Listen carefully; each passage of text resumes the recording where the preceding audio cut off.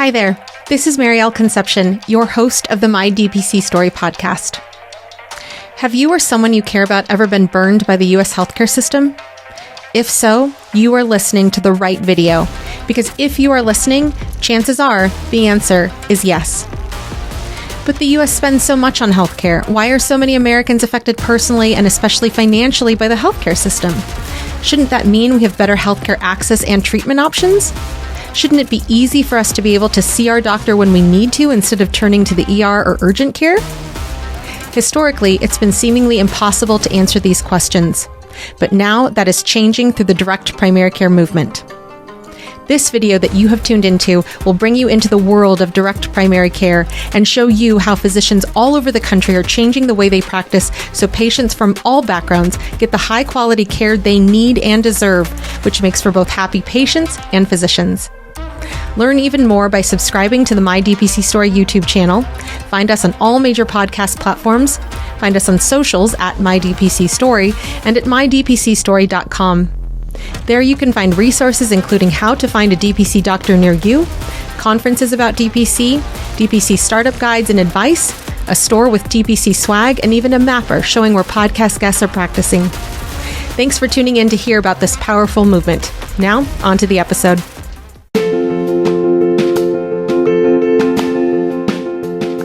Direct primary care is an innovative, alternative path to insurance-driven healthcare. Typically, a patient pays their doctor a low monthly membership and, in return, builds a lasting relationship with their doctor and has their doctor available at their fingertips. Welcome to the My DPC Story podcast, where each week you will hear the ever-so-relatable stories shared by physicians who have chosen to practice medicine in their individual communities through the direct primary care model. I'm your host, Marielle Conception, family physician, DPC owner, and former fee-for-service doctor. I hope you enjoy today's episode and come away feeling inspired about the future of patient care, direct primary care.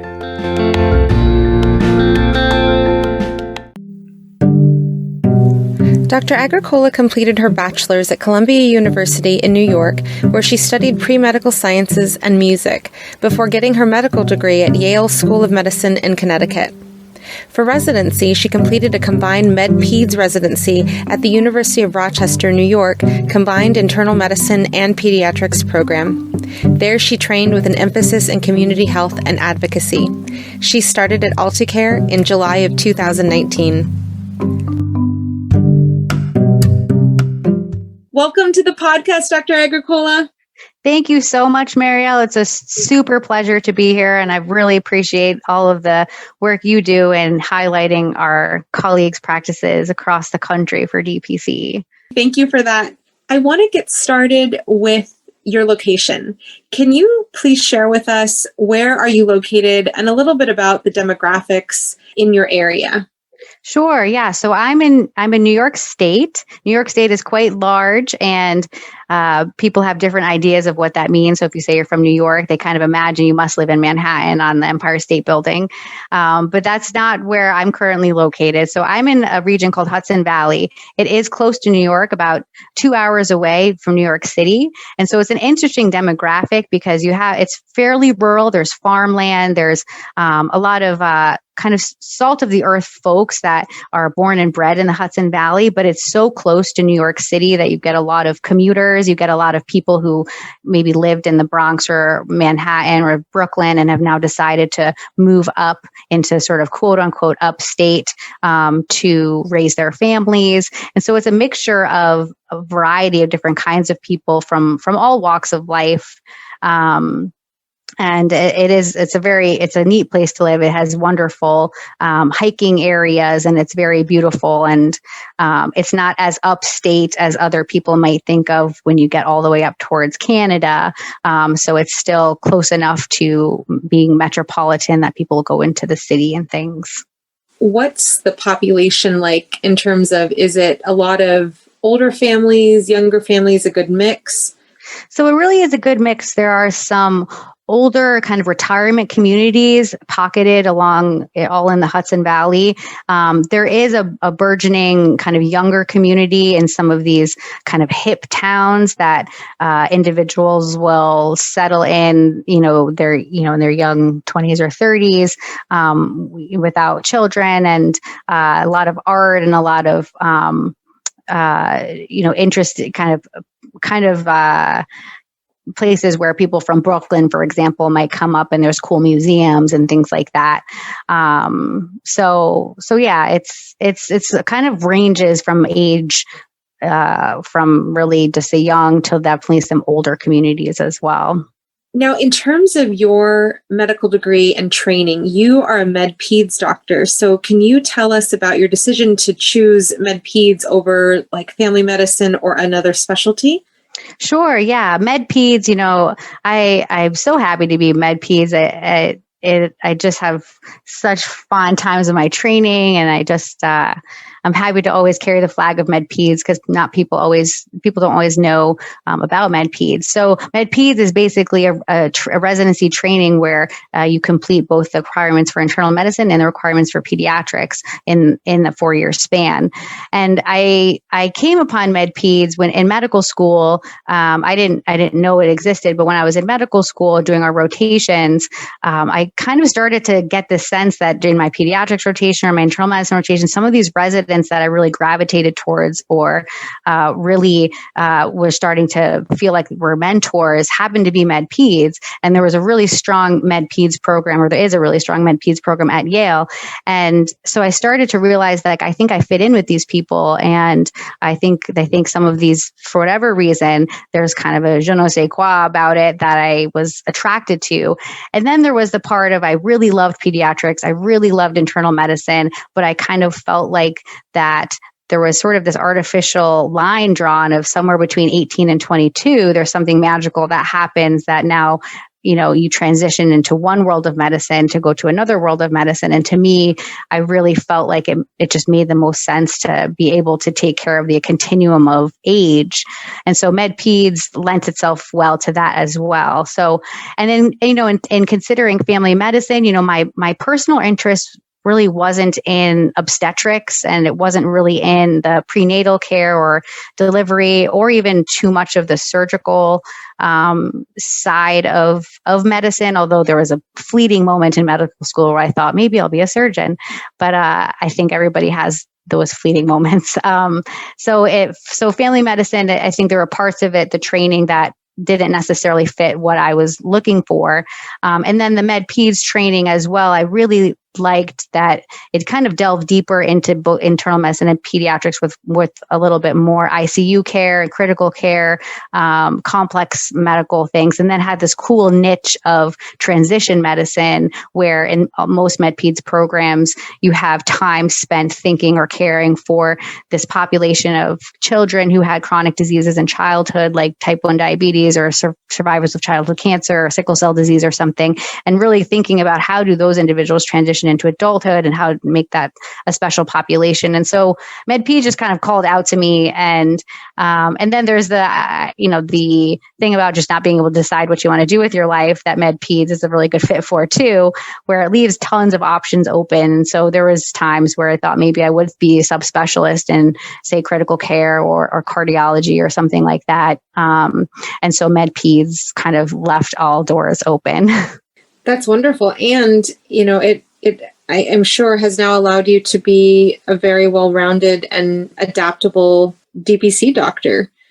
Yeah, it's funny when you have an adult and you see them, you kind of sometimes digress into their childhood, their childhood experiences or illnesses, and you start to connect some dots that may not have been connected otherwise. And then, there's a whole other realm of kind of care that I can get more and more interested as time goes on, is sort of the adverse childhood events and childhood trauma, and understanding that so much of what happens in childhood carries forward into adulthood. And so these things are not siloed. They're very much just this big continuum of a person. So yes, I think Med-Peds and family medicine for that reason are really wonderful specialties. And what a gift as someone who is full scope trained in the generational sense that you're able to address that with your patients rather than if they bring up childhood issues that equals a referral. Yes. Yes. I will say being a DPC doc, I do find myself just flexing to referral much less, which is nice. How did you end up finding out about DPC? And were there any impacting forces that drove you into DPC versus another type of position? So, it's funny. I would have to say that DPC kind of found me, that I didn't really find DPC so much as it found me. I finished my residency training and then had spent so much time in my training in academic medicine, both in undergraduate and doing some research actually between medical school or between college and medical school, like basic science bench research, doing some, thesis research during medical school, which was part of our requirement, and then going into a residency program that also was very strong in academics. Kind of consciously choosing to leave academics, partly because of my strong belief in primary care as sort of just such an important thing that most of the people that are being cared for in primary care are not in the academic setting. And so kind of wanted to say, okay, what is it like there outside of the setting to practice? So that's where I found myself after my training. It was my first job as in an organization that was a very large organization, which multiple offices spanning, 50 to 100 miles. They owned several hospitals in the region as well. And so that's where I was working. And I was kind of on that journey figuring and then starting to hit kind of a wall at a certain point. And I was doing hospitalist work as well, doing per diem hospital work at one of the hospitals that was owned by the organization that I was working for, as well as the full-time primary care. So, partly because I do love hospital work. I love the intensity of it. And we got to cover some ICU care. And so I just didn't want to give up some of that skill set that I had, been working hard in residency to establish. So I was doing per diem and I would cross paths with Dr. Vasquez Bryan, who was Jennifer Vasquez Bryan's family medicine doctor. And she was getting her own DPC off the ground. And so she would make comments about it. And I honestly don't think I really quite understood what she was saying when we even talked, just kind of knowing that she was kind of doing something interesting, but not really knowing the details of it. And so working in the job where I was, it was an amazing opportunity. I felt like so, bright-eyed, bushy-tailed coming out of residency, ready to be a primary care doctor, like the primary care doctor. And I was happy about the position that I was in, where it was the first time they had a pediatrician kind of in their system. It was always the pediatrics were sort of, smaller practices in the community. So they hadn't really had a pediatrician in their system. So I sort of felt like I was able to take on that as like, okay, I'm the first pediatrician. I'm going to help with the workflow of some stuff, and got to start a practice from scratch. So I didn't walk into a patient panel. So I was able to bring a patient panel up the way that I kind of wanted to. So got some word of mouth too, as a new doctor, as a female doctor, which many people kind of look for specifically. So it was exciting, but there was probably within a year and a half, a switch of realizing that what the momentum that I came with was starting to slow down, and I was starting to feel very, very tired and very overworked and underappreciated. I loved all my patients, but I started to realize from a system level that primary care, I had this idea of primary care being so important, but that primary care was not and would not be anytime soon a very respected specialty in the system that warranted, the financial and administrative and manpower support that it really deserved. And that change was trying to happen. And I was involved in some of the committees and some of the ways to talk about these innovative, quote unquote, programs through CMS or through other things that try to, realign incentives and things. But these changes were so small and they were happening so slow, and the implementation was so painful that I just saw that couldn't see this being sustainable for my goals. Not to mention the work-life balance that was sort of really starting to falter. So this is a long answer to how I found DPC, but I do remember a moment when, I was emotionally pretty drained, and I came upon a video that was by ZDogg MD that highlighted the moral injury terminology. This was probably sometime in 2018.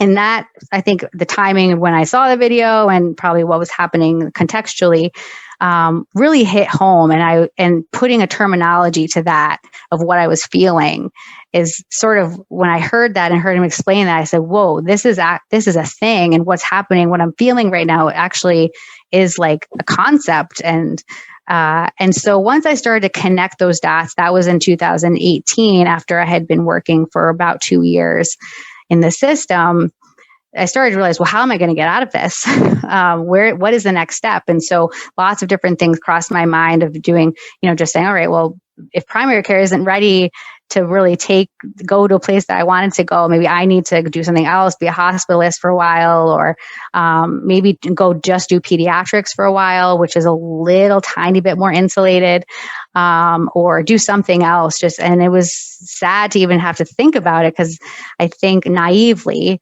I was imagining maybe I'll stay at this first job forever, which I think was naive.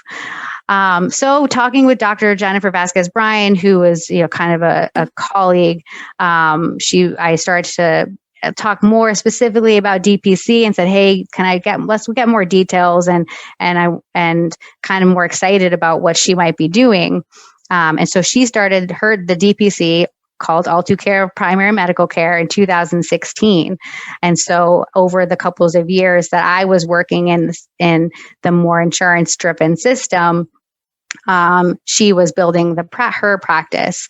So finally we came together, and this was probably around September of 2018, and met in person with her at her house with her husband and her kids and my husband and my daughter as well. And they really explained DPC, why it was so great, sort of, how it worked, what, kind of introducing me to it. And then I thought we were kind of going to go down the path of, all right, well, let's join forces. She, I know at one point was hoping to grow with another doctor and have 2 doctors, but there was sort of a twist to the story when I met with her, that she and her family, for their own personal reasons, decided they wanted to relocate their family. They were living in New York and decided they wanted to move back to the West Coast, to Washington State. And so I was like, oh, okay. So then what's going to happen to this amazing practice you just told me about? And they're like, well, we were wondering if you might want to take it over. And I was like, well, okay, this is kind of a lot to take in. So, I remember driving home with my husband, and it was probably almost an hour drive from where we lived to from where she lived, and talking and just saying, I kind of said, how could you not do this? It's almost like you can't unknow the situation of DPC at that point. It's like to know that that exists, or that's an opportunity. And not only is it an opportunity that's out there, but an opportunity that you could do soon. Like, how could you not do it? And then there's just, and I think, so conversation with my husband and I, and then going back to Jennifer, and asking some follow-up questions, and then figuring out timing, you want to move, when were you thinking? And it was kind of like, no, we'd like to move actually probably early next year. And we probably want a decision from you within a month or two, or a couple of months. So it wasn't really a question to join DPC and start to find that journey, but it was like, do you want to buy and take over and take on this practice? And so that was in around September 2018, where we kind of had our initial meetings, and I learned more about DPC. And basically by November, made the decision that I know I have a lot more to learn, a lot more to think about, and some details to work out. But I think I'm going to go ahead and just say yes. And so I gave notice to my work. And so where I was working, and the notice we have to give was 4 months. So it was like, you have this moment of like, yes, I'm leaving and in 4 months. Great.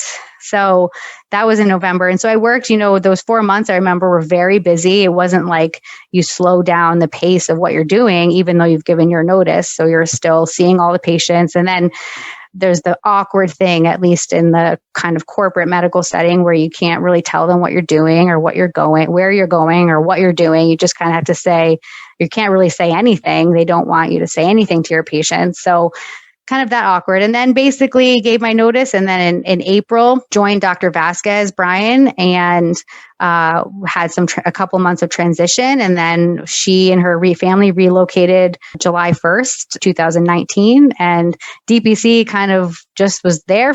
I was just in it. And so I was kind of playing a little bit of catch up with DPC after I already became a DPC doctor, which is kind of strange.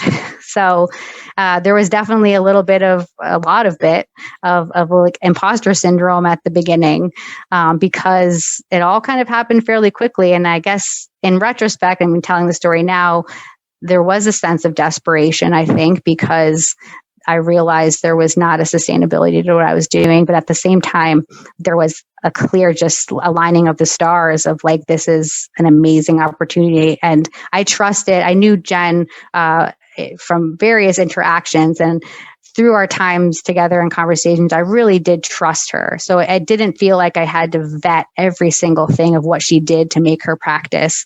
I knew that what she had done was very pure and very DPC because she was so passionate about it. So that's sort of how I found DPC, is more that DPC found me and I just kind of jumped into it. I'm a very, very big believer. I've said this so many times, but I will say it again and again. Things happen for a reason, right? And thank goodness that, you were at a point in your life where you could appreciate this opportunity that presented itself to you and that you were able to embrace it. When you gave your 4-month notice, did you have an issue with a non-compete? Did you have an issue with non-competes at all? Or what's the environment like? Yeah, no, the environment is very non-compete heavy. In fact, one of the sad things I saw early on when I first joined, I sort of joined as a, right out of residency, here's your pretty standard contract. It's going to have a non-compete on it. We are basically told for most of these contracts from large organizations are all going to have a non-compete. So, you can maybe squabble a little bit about the distance or the time, but it's going to be something. And, but when I got to the organization where I joined, one of the first things that they did in the first half year that I was there was try to roll out this generic contract for all these old school docs who had been sort of acquired over the years from the community and didn't really have non-competes, and were sort of to be like, all right, everyone's going to have a non-compete now. So just seeing all of that transpire in the system of like non-compete, I mean, it just, for primary care, it just seems insane, really. And it's just really a detriment to the patients at the end of the day. So yes, I had a non-compete. We won't go into that digression too much. So yes, I had a non-compete. It was 15 miles for 2 years. And actually my 2 years is coming up. And, the practice that Dr. Vasquez Bryan had was outside of that already in a town called Middletown, which is in the Hudson Valley. And it was about an hour away from where my practice was and where I live. So the non-compete did not have to really be factored in as far as whether the practice, had to be moved or something like that. But it did factor into just, making sure that it was within the distance. And I guess we'll get to the whole transition part. But what ended up happening is when the transition started to become, more firmed up over those 4 months, the landlord of where Jennifer's practice was like, there's a lot of changes happening. Like they were on a month-to-month lease. And so they said, well, we're not going to renew your lease anymore. So in the middle of that kind of transition 4 months, we also found out we were going to have to move the practice to another location. So that did factor in. Now, wouldn't it have been great to be able to move it closer to where I live? But I did have a non-compete, not to mention many of the patients, I probably would have been lost had we moved too far. But we did move, and we did move half hour away from where the previous practice was. But it was still outside of my non-compete distance. It's devastating for patients because when there is a lack of primary care and a push for primary care being taken over by people who are not physicians, it's really disheartening to know that is what patients are dealing with and what patients are unaware that they're dealing with. As a family medicine doctor, it pains me to see the ratios of numbers of patients ballooning compared to the number of physicians who are practicing primary care. And I'm glad that it worked out for you in terms of, where you lived and where you were practicing worked out with that non-compete. But yeah, it is another way that the insurance-driven healthcare system really takes away from the doctor-patient relationship. Definitely. I mean, it not only takes away from it, it completely doesn't respect it. I mean, if it had any respect for the relationship, it wouldn't have a non-compete that would basically sever the relationship simply because of a work decision. So yeah, a total agreement there. Yeah. Talking about the transition, it's really interesting because it's not too common that a DPC doctor has worked and then taken over a practice of a previous DPC physician, especially in this time. I think that that's going to be way more common as DPC continues to grow and succeed in the future. But with your transition, how was that with regards to patient reception, with regards to the nuts and bolts of your practice? How did that go for you? Yeah, no, and I think you're right also that I hope actually it will be more common. And I actually, to be honest, would encourage anyone who is starting a DPC, not necessarily to have an exit strategy by any means, but to think about life happens and to think about what you're making is transferable, because I think there's an amazing part of making the practice your own, which Jen certainly did in her ways. But at the same time, it didn't completely define the practice such that it couldn't even run without her. So I think she had done a great job, I think, of bringing a lot of her, herself to the practice. And they came up with the name, they came up with the logo. And I also really respected all the time and energy that they put into that. So I had no intentions of really changing it. I mean, I think they asked, what do you think you'll change? And I was sort of, why would I change? I mean, what you've built so far is so great. And there's no point really to change much of the foundation. And so, and again, I really had such respect for Jen and her husband, Eric, what they did, because I told them several times that I'm not sure I would have had the guts myself to do it from the beginning. And so to be able to take all of their I'm sure they spent hours conversing about all the different details of how to make the practice function the way it was already functioning. So those really what it came down to was almost a training period for me, is how have you structured it and how can I maintain what the structure you've put in? I'm not going to second guess a bunch of things right now. So a lot of it was time spent together learning the medical record system and how they do what the billing system is, how they do faxes, how they do the phones, how they do emails, or how they do the newsletter, how they manage other kind of data on the back end.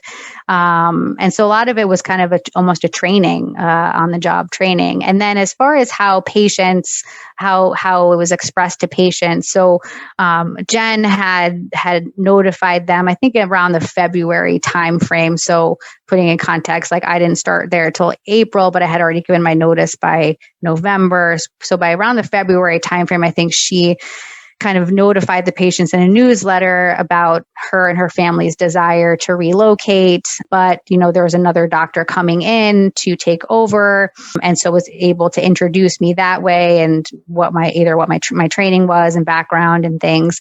And then we did have a couple of open houses at the practice where if patients wanted to come and meet me and talk, we could do that. And so that there were a handful of people that would come and do that for those couple of times. And I don't think either Jen or I really knew what to expect as far as patient adoption of both the change in the actual practice location and the change in the doctor. And I think it was sort of a question of like how much of DPC is related to the doctor, him or herself, and how much is DPC is related to the model itself. And I think it's a mixture, but we were happy with, at least at the beginning, that most people did not quit. No, most people did not cancel. Most people did stay. So the transition really was about 3 months of me. So I was, at the early beginning, I remember Jen would even see patients. I might even be in the office, but I was like so overwhelmed with trying to like understand the system. I had to get my own malpractice. I was like, wait, I have to do all this other stuff too. So kind of just trying to wrap my head around all of it. So even the first couple of weeks, I think I wasn't even really seeing patients with her. I was just kind of waving at them as they came by. And then slowly start to see them together. So I might sit in on the patient visits with her, or maybe she would give me a little heads up on them before they came in. And then maybe I would just kind of see them at the end. But then as time went on, we would really be seeing patients together. And then especially once we moved the practice, which was in May. So I kind of joined in April and started to get my feet wet. And then we like physical manual labor between her, me, my husband, and her husband, moving, exam tables and furniture and everything with a trailer and a truck. You're like, wow, this is quite a doctoring experience. It was actually pleasant memories to look back on now of just the journey we did together. But so once we were in the new location, and it sort of started, I guess, feel even more like mine by that point, because Jen had no intention of practicing in that location anyway. So it was really transferring everything to me. Then I would start to see the patient. She would be there too. I would do more of the note writing and refills. And even Jen would start to maybe push some tasks to me saying, so-and-so requested a refill. Can you refill it? And again, I have to give Jen so much credit for just really welcoming me and so patiently, I think, to the process. And I think I think it was a right fit too. We had very similar, I think, values as far as primary care and how we wanted to care for our patients too. So again, it worked out, but there is a transfer. So anyone who's transitioning from practice, I think there are probably good ways to do it and not good ways. And I do think we somehow managed to do it well, which was a kind of a combination of training on the back end stuff for me, and then mutual patient visits together. It's interesting because, as people are creating their own practices and blood, sweat, and tears are put into these practices, it is so incredible that it worked out that you guys knew each other beforehand. You weren't questioning everything. You weren't vetting her, as you put it. You didn't need to because you knew her from beforehand. But it is so interesting that the process went, so smoothly for you. When you look back, especially for future advice for people who might be undergoing this transition with others in the future, what advice could you give somebody in terms of what could help another practice make a smooth transition? If there's another doctor taking over or buying the practice or even adding a new doctor? Mm-hmm.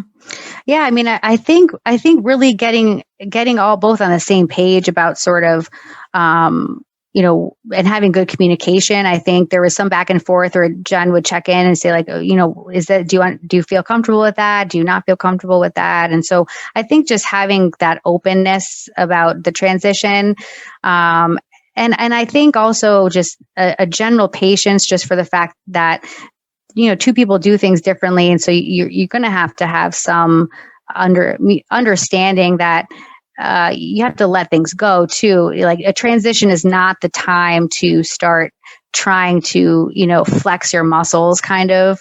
I think a transition is a time to make it go smoothly. So if anyone's doing a transition, to kind of have that as the priority is to have it go smoothly. And so that may mean, making concessions or sort of knowing maybe you'll do some things differently, or maybe knowing that you'll make some changes in the future. But the transition time is not usually the time, I think, to do that and to really think about the patient experience and to keep focused on that of like, how do you keep the patient care smooth first? And then how do you make yourself integrated into the practice second? I love how you say that though, because when we look at direct primary care from the business perspective, from the entrepreneurship perspective, if we don't have patients, we don't have a practice. So I love that you mentioned, keeping the patients in mind, because I think that anybody who is even considering starting a practice or who has started a practice already, they can easily envision that mentality of what would it be like to a patient if I did this? So right. I'm really glad that you mentioned that. Yeah. And I think that's where, you get the questions of, well, do you change the phone system? Do you change the medical record system? Do you change this? And all of those there might be subtle reasons why you might think about doing that, but then making too many changes at once. And then how are you going to disseminate all that information? Okay, here's your new portal. Here's our new phone number. Here's our new way of doing things. I think I felt also with the transition, again, part of it was a little bit of this imposter syndrome where I hadn't quite walked the walk of DPC from the beginning either. And so did not have any of the confidence to start even having these strong opinions really about anything. And I think having that humility to just kind of say, that I'm going to just kind of go with what you've put your blood, sweat, and tears into. And then, it'll unfold, and kind of trusting that the fact that there's always opportunities to make adjustments in the future. It just, the transition time, it doesn't have to be that, only window of time where you can reconsider things. And, and I think also because we had mutual trust for one another and were more, on much more familiar terms, I would say our legal transition was much more loose than maybe other people might want to do or even would advise to do. But it worked out for us, and we sort of got all our I's and T's dotted, but didn't feel like we had to necessarily bring in the top tier team of lawyers to make it all happen. Did you guys have two separate lawyers look at the practice and individually come up with a way to transition you guys? Or did Jen's lawyer primarily do all of the paperwork and it was just reviewed by your lawyer? How did that work?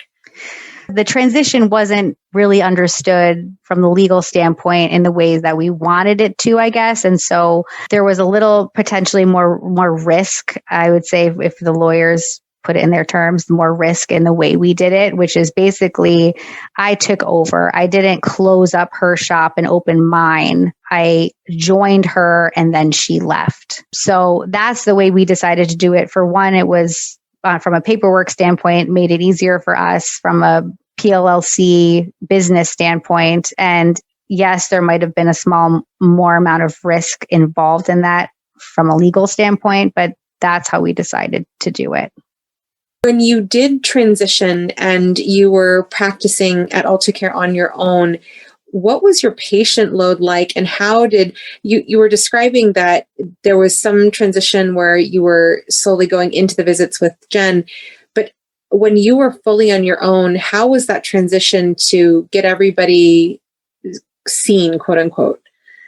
Yeah, so it was it's hard to even remember back then, but we got a lot of people seen in those few months together. And then there were certainly people that took me a long time to ever even meet in person. A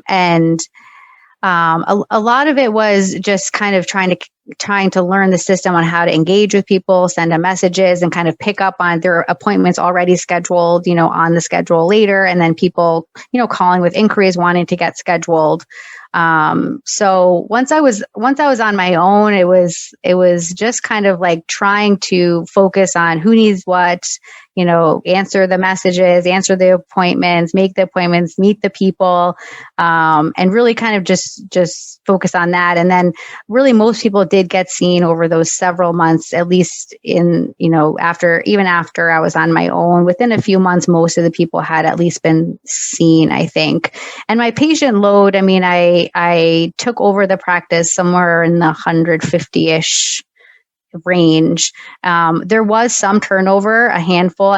I'd say over the July, August, May, June, July, August period, there might have been a 25 at least people leaving. But then when I kind of joined All2Care, some of my old patients, or my patients, they're not all old, but all my patients from my previous practice that was 45 minutes away, some of them wanted to still follow me. And so there was also an influx of people at the same time. So I sort of got quickly good or experienced, I would say, at onboarding people. So knowing, what has to get done when you first have a new patient, the patient agreement and the questionnaires and things that you want to do, and rolling that out several times, repetitively over those few months too. And then, so I kind of started off the practice in that way, where there was some turnover, not a ton, but also the turnover helped me get experience as sort of the comings and goings and how all of things worked and stuff.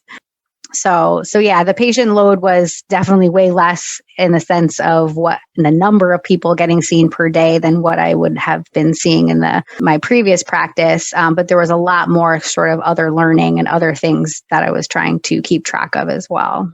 Since you have taken over fully, have you been able to take vacation, and what do you do for coverage if you do take vacation, given that you are a solo practitioner? So it's a great question. So, when I first took over, it was July 2019, and, didn't have many plans to take vacation. I think we did do a brief vacation, still in New York State, but it's like, 6 or 8 hours away. And that worked out okay. I gave patients advance notice that I was going to be out of town, but it was just like a weekend.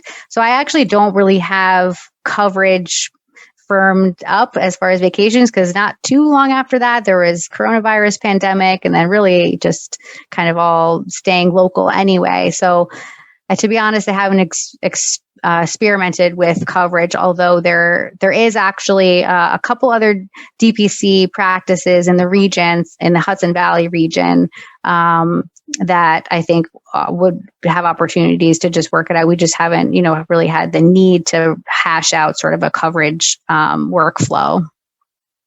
Now that you have been in All2Care over a year as a sole practitioner, how have you made it your own? So it's a good question, and I think I'm probably only at the beginning stages of really making it my own. I think a lot of my time and energy initially was spent kind of learning about DPC backwards. So, I didn't have a lot of, the readings under my belt, or even just the history of DPC under my belt by the time I had a DPC practice. And so some of it was, my time was spent really focusing on the patients, understanding the workflow, what has to get done as far as what bills had to get paid, what, how to order supplies, how to engage with vendors, getting set up, making sure that the things that were set up were still set up, especially since we moved. And so a lot of it was sort of like, you kind of have to, you don't really know something's either working or not working until you kind of have to do it or use it. And so it kind of had to go through a few cycles of things before I could really even think about trying to make anything completely my own. I had the way that I practice medicine, which I was able to implement quickly. right away. But as far as how to make that, C1 DPC, C1 DPC, like how is it my DPC kind of thing, I think is only just beginning. I started engaging in Instagram about 6 or 7 months ago during the quarantine, and it started because there wasn't really a big social media presence for the practice. And so starting to have that, and then starting to sort of, part of it is a self-discovery thing of like, wow, I don't really have these ties or these shackles anymore of what I should be doing. So now I get to actually think about what do I want to do? And I'm not sure I even knew all the answers to that. So then there's time taken to kind of figure that out. And I do have an interest in sort of mindfulness and meditation. And so starting to engage in the local community and things that I was interested in. There's a large art net, being close to New York City, there's a lot of like museums and art stuff and music. And actually, near where I live is Woodstock, New York. It is the Woodstock in the sense that, there's lots of hippies and lots of tie-dye there, but it's actually not the actual site where this concert happened, but that concert was not too far away. And so there's a really cool community. So starting to understand, I'm in the community now. What are my interests? How can I bring my interest into the practice a little bit more, my personality into the practice? I love music. I'm a musician. I play violin. Since I was little. And so starting to actually conjure up some of these old interests and passions and realize that they actually might be able to meet somewhere with my medical interests too. And so I invite my patients every Friday to join me in a meditation that I attend that's sponsored by a local kind of nonprofit art organization, and connect with them on ways you can go outside to walk on the trails. There's trails all over the Hudson Valley because that's what my family and we like to do. And I don't actually run the Friday meditation. It's a community that puts it on since COVID. And so I sort of join them and then invite my patients to come. And actually it's this really awesome organization that has their kind of mission is trading the art of medicine for the medicine of art. And basically all these artists and these medicine and these doctors and providers, wellness providers, like get together and give free care. And then you get art and all this stuff. So it's really cool. So starting to make it my own as far as what do I do? What kind of stuff do I like? How do they get to know my personality? And how can that then affect, their well-being or how we can engage together? So I'd say I'm at the beginning stages of really making it my own as I've kind of worked backwards about learning about DPC and now finally, taking the next steps to make it my own.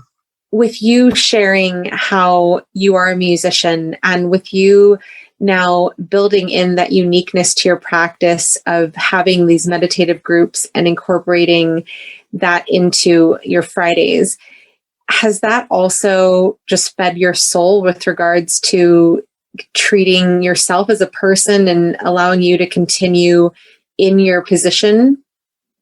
Definitely. I mean, I think there wasn't any room in my cup, so to speak, for any of that when trying to focus really on the other way of practicing driven by insurance companies and volume and things that I felt like the only choice I had was to silo myself from either work or not work. And so it was less comfortable to necessarily share personal things, and no time really to share personal things or engage people in sort of maybe interests that I was exploring that if I explore could share.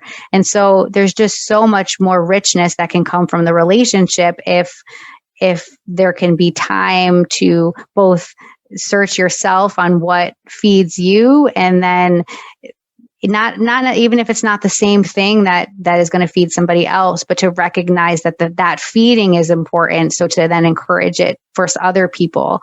And I think it's very hard to genuinely do that when you're not there you're so far away from that yourself. So I'm not by any means really where I actually took out so I have an electric violin and that I mostly use because it's sort of easier. I don't have to worry about breaking it or something. But I recently took out my acoustic, violin that I've had since high school. And I was almost dreaded opening up, thinking like, what am I going to see when it's been over probably a year and a half since I've opened it? And what am I going to see? Am I going to see it like eaten by bugs or something? Or I don't even know. So, but I opened it and it was just like, this was only a few weeks ago. And I was just so happy to do that. And I don't know if I even would have got to that moment had I not been able to just start feeling like I could find parts of myself and then be able to practice medicine at the same time. It was sort of felt like it was one or the other. And so certainly being able to share with people, whether they're the same interest or not, but just acknowledging the fact that having interest is important, I think has really helped making the practice my own, and then providing even the medical care that I, am able to provide. Building on that, how has being in that position overflowed into your family life? So I think there's a lot more flexibility in the family. I think, there is and was like a dream of sort of not so much distraction and being pulled into the medical field as often, and like having interrupted moments with the family. And I think there was a point where I thought, well, maybe I could really get rid of those completely. But I don't think those are going to get rid of completely, no matter what system you're in, really. And so I won't say that like I'm not going to paint a picture of like I'm totally, with my family, I get to like do all these great things and I can just forget about the practice. And that's not the case. But what it is so much more flexibility and just back and forth and tweaking of things that you don't have to worry like, here's the one time I get to shift my schedule and tweak it. I hope it's the right move and I'll try to make another move in 6 months if I can, kind of thing.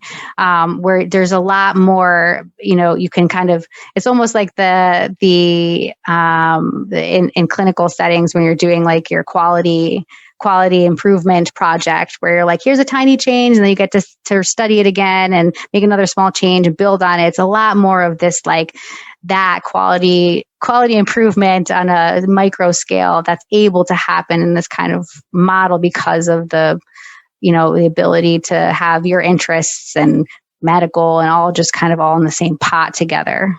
The fact that you are a sole practitioner, how are you handling after hours care? After hours care, I mean, it's a learning process. Part of it is sort of teaching patients sort of where the boundaries are. Part of it is deciding what the boundaries are. Part of it is, deciding what my personal either strengths or weaknesses when it comes to managing boundaries are. So I say, I think people do sometimes where, in fact, I did a presentation, I think, for some local Rotary or something. And somebody asked the question of like, well, if you're available all the time, aren't you getting calls just like all the time? And the reality of it is when you have a good, strong relationship with a patient, there's a mutual respect there. And once you have mutual respect, then the idea of picking up the phone at 11 o'clock at night because you have a small problem, but you have mutual respect for the person you're calling, the patient may make a little bit of a different decision. So there's sort of that learning process and the relationship building that then leads to after hours, how that's going to manifest after hour calls. So reality, I mean, I take all the calls. I don't roll it over to anything. And I try to make it so that if someone did call me in the middle of the night, that my phone would ring and that I would be able to get it. And sometimes there are calls that come in. I think this morning a call came in while I was trying to get my daughter ready to go to school, and you have to kind of take it. And but so there are challenges, but again, I think it all goes back to building that relationship and then having that mutual respect, and then that will lead to a situation where most of the after hour stuff is going to be mostly necessary. In your practice, do you have any tech or tools that you use or love that you would like to share about? Yeah, so a few things come to mind. So we do use the Google Suite, and I do feel like that is a nice integrative software that brings in like email and phone and the text message on Hangouts, and now with the video even too, although I haven't used that too much. So that's a good option. I actually like using it. And it's also familiar because if you use Google in other personal ways, you're kind of familiar with it. So yeah, that. And then I was introduced to something called KeyPass, actually by Jen and her husband, and have found it invaluable. It's basically basically a way to keep track of your passwords. I hesitated to say that that's a big resource for me, but I think whether it's KeePass or something else, I'm sure there's other things out there. But one thing I've noticed with all the accounts and all these things to keep track of your logins and passwords and all this stuff, I felt like that was a huge help in just making things easy. And then, and Jen, so she speaks fluent Spanish actually. And so some of her patients were primarily Spanish speaking. And so when I transitioned, I do have some Spanish background, and actually patients do appreciate, us trying to converse, but I felt like going in that I wasn't sure how it was going to work out. So I did look into translation services so that I could have them available. And I found one called JR Language, and they're based actually up in near Rochester, New York, actually, but they're all over the world. And what was really nice about them is so many of these language companies that you want a live person to try to do the translation, since that's what you're kind of trained to prioritize if you can. And they didn't have any minimum amount that you had to use per month or any fee. It was just a one-time setup fee, and then you can use it. And also it's not just Spanish, it's like all the languages. So I would definitely encourage anyone who's like thinking they want to have a translation person-to-person service in their back pocket to check them out. And is JR Language a subscription company, or is it per translation? No, so that's what's so nice, is you don't have to do a subscription. It's just per the minutes on the translation. So, and most of them I found were somewhere in the $2 to $2.50 per minute range, which sounds like a lot, and it kind of is. But what at least is nice is that there's no minimum. So some of the places will say, well, you have a minimum amount of minutes regardless of whether you use it, per month that you have to pay. So this is just a one-time setup fee, which I think was like $150 or so. Just to kind of get the phone number and the passcode basically to use when you need it. And then there's no minimum. So I don't think I've even used it in a year. I actually used it for somebody who spoke primary Italian. And I felt like I needed to speak directly to that patient without their son translating. And so I found it helpful and very easy to use for that. And you just get a bill for however long that call was. The next invoice will just be for however many minutes you used, and then that's it. And Catherine, do you know if they are limited to, because you said they have multiple locations, is that all over, is that accessible anywhere in the United States? Yeah. It's just like kind of like the blue phones in the hospital, where you just call a number, You put in a code, and I don't even know where the person is that is answering or doing it, but I'm sure they're pooling from a whole bunch of places all over the world, and then someone kind of takes the call and does the translation. That's pretty incredible, especially, with the DPC model, we're always trying to maintain quality but keeping down cost, and so that's great that you found a resource that doesn't require a minimum amount of minutes. For translation. You've shared, about your transition and how that went for you, and you've given advice for people who are potentially seeking a transition in the future. For those people who are finding out about DPC from like resources like you mentioned, like books and lectures and whatnot, given that you feel that DPC found you, what advice could you give someone who's entering the DPC space? Well, I think my advice would be that to think about the long game for your life and for your career, and see DPC as a potential investment in that.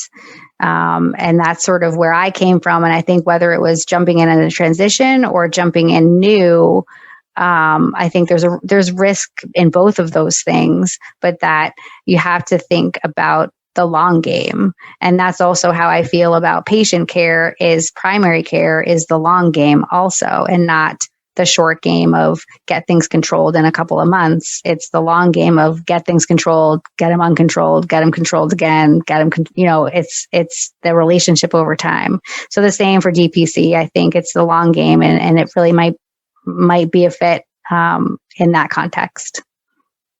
Very well said. And on that note, what is the best way for others to reach out to you if they want to connect after this podcast? So people are welcome to email me directly at cagricola@all2care.com. You can also find me on Instagram at all2care.md. There's a Facebook page as well, so people can message through that if preferred. You can also call the office. Probably email is the most direct way to reach out to me. Thank you so much, Dr. Agricola, for joining us today. Thank you so much, Mariel. It was really a pleasure, and just thank you for everything you're doing. Next week, look forward to hearing from Dr. Bhavna Rao and Sunil Vasisht of Meridian Springs Primary Care. If you like what you heard today, please leave a review and subscribe wherever you listen to your podcasts. Tell your friends too. For more information on this episode and much more, please visit mydpcstory.com. Also, for the latest in DPC news, check out dpcnews.com. Until next week, this is Marielle Conception.